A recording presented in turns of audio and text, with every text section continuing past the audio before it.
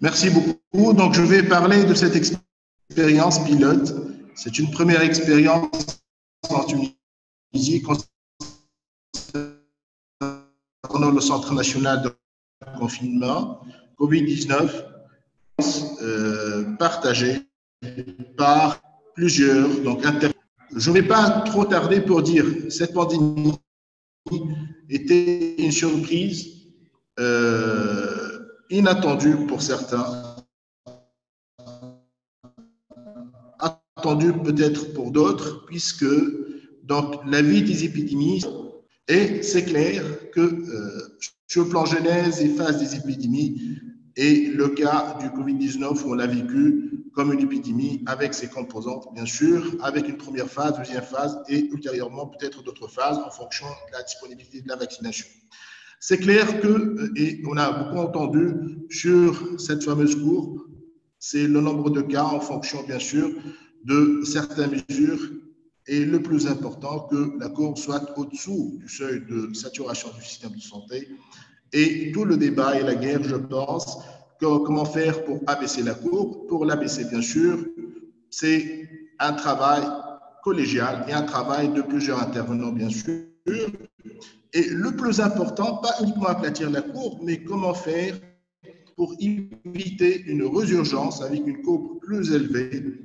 C'est pourquoi même toute mesure d'assouplissement doit être, bien sûr, accompagnée de mesures telles que le port de bavette et la distanciation, la pas uniquement par la Tunisie, mais par d'autres pays, et dans le cœur de cette lutte contre un afflux très important, bien sûr, de cas au niveau du système hospitalier.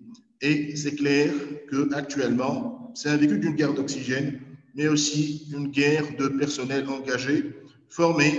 Et bien sûr, il faut que tout ça soit couronné par un État qui essaye d'être à la mesure de revaloriser cette intervention de plusieurs intervenants. Donc, la stratégie nationale pendant la première phase était de réduire la transmission de virus, le fameux 5-0, c'est clair, plus une prise en charge des cas nécessitant l'oxygène. C'est à peu près ce qu'on est en train de voir maintenant, mais la première phase était un défi parce qu'on n'avait pas assez de recul quant au virus. On ne sait pas est-ce que c'est un virus automne-hivernal ou bien est-ce que c'est un virus qui est circulant pour toute l'année.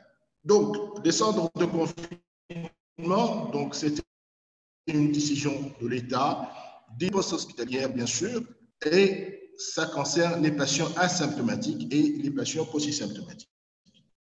Donc, pour avoir un centre d'isolement de confinement, c'est une expérience internationale, il y a des cas pareils. Le premier défi, c'est l'emplacement et les locaux pour les infectés.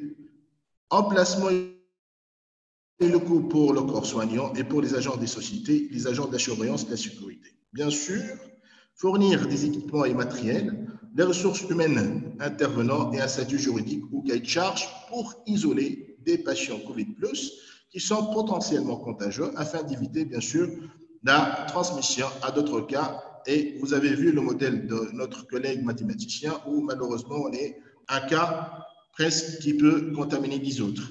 Donc, le choix de la région de Monastir, c'est un choix donc, logique et intelligent puisqu'elle est carrefour donc, à plusieurs structures hospitalières et bien sûr, il y a toutes les compétences donc, sur le plan scientifique, sur le plan médical ou autre, il y a d'autres compétences certes, mais c'est le carrefour du nord, du sud, l'est, ouest. Donc, le centre d'isolement ou d'hébergement des cas Covid, des cas infectés, il y a une interaction entre l'équipe médicale, l'équipe paramédicale, les sociétés de services, l'équipe de sécurité, ces équipes intervenant dans ce centre, mais aussi il y a les équipes administratives avec une relation avec le gouvernorat de Monastir, la direction régionale de santé et le ministère de la Santé, et même d'autres ministères, tels que le ministère de l'Intérieur et des Affaires sociales. Donc, finalement, je parle de Mangoma. Donc, c'est un ensemble d'intervenants dans l'objectif de servir ces cas COVID+, qui peuvent se compliquer. On a vu des cas qui sont transférés, bien sûr, à d'autres services, même dans des services de RIA, et on a même des décès. Donc, encore, qu'en est-il de ces cas Covid? Ces cas Covid, soit ils parviennent de leur foyer, domicile, de l'hôpital, d'autres centres de confinement obligatoires, considérés Covid-, de l'aéroport, et ils sont confinés pendant une période. Avant, on avait exigé 2 PVT négatifs pour dire qu'il s'agit de guérison et le retour à domicile ou bien le transfert à l'hôpital.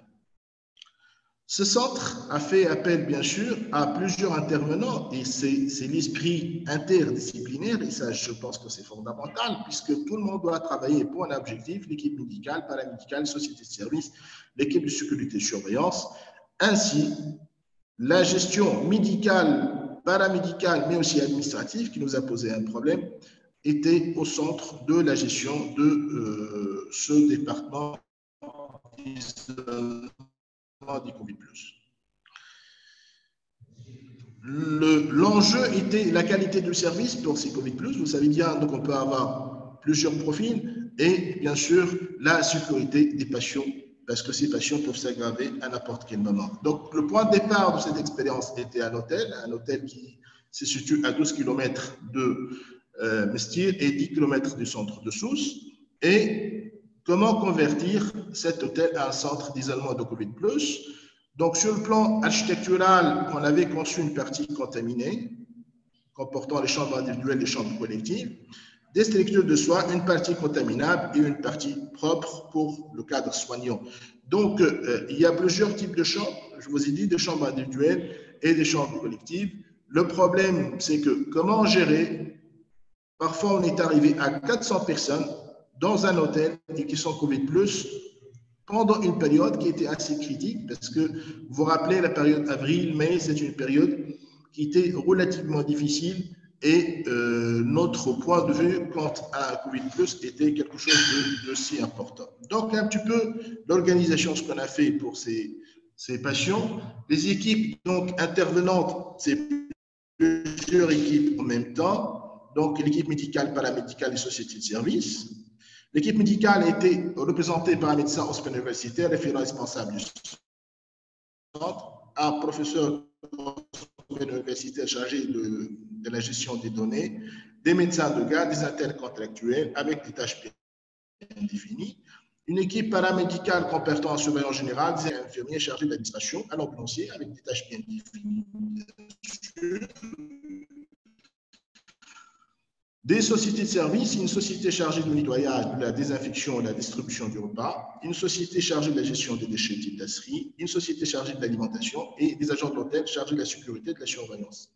Donc, il y avait quand même un travail multidisciplinaire, plusieurs intervenants, c'est important bien sûr parce que quand même, il y avait plusieurs tâches à faire.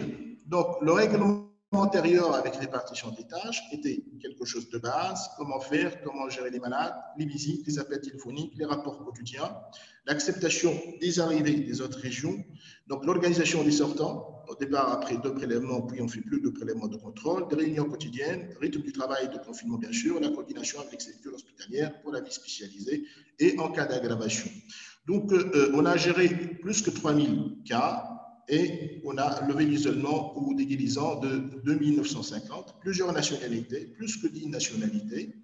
Tous les gouvernements étaient bien sûr impliqués et plusieurs médecins de toutes les régions étaient à notre, bien sûr, secours. Et ça, c'est très important quand même pour dire que ce centre national, c'est le travail pas uniquement des médecins de la région de Monastir, mais tous les médecins de toutes les autres régions, ils ont participé. Quelques highlights, quelques points forts. Donc, on avait donc la guérison d'une fille de 22 jours, des sujets âgés, des femmes enceintes, et on avait même transféré des malades dans les hôpitaux et même dans les services de l'OREA. Notre apport était tout ce qui est accompagnement, donc sanitaire et psychologique. Il y a des communications téléphoniques par jour à près de 150. 40 interventions par jour. On était bien sûr à une première phase amené à faire des PCR, des prélèvements sanguins pour des études, la prise en charge psychologique des enfants, les médicaments pour les sujets âgés, pour les sujets ayant une comorbidité bien sûr, et la coordination avec les sociétés intervenantes, d'où tous les actes. Donc, je vais quand même avancer quelques photos.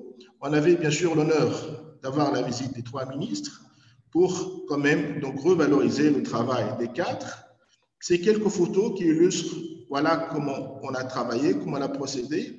On avait la chance bien sûr de passer les examens du 9e et l'examen du bac pour plusieurs candidats. C'est à peu près donc un survey des photos. Il y avait quand même une revalorisation bien sûr du travail du 4 intervenants. Donc c'est quelque chose d'intéressant puisque il y avait notre collègue ami professeur Missaf qui était là pour voir cette expérience, connaître cette expérience, et je pense que c'est une expérience très intéressante. Un modèle de faire des prélèvements, le soutien de nos collègues des médecins privés.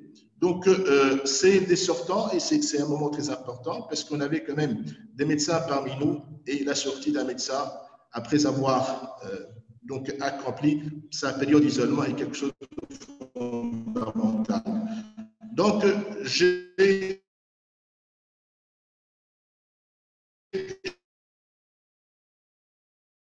j'ai quelques photos à vous montrer pour vous dire le parcours sans on était à la hauteur. Je vous remercie pour votre attention et j'espère que cette expérience donc sera partagée par d'autres régions et d'autres centres. Merci.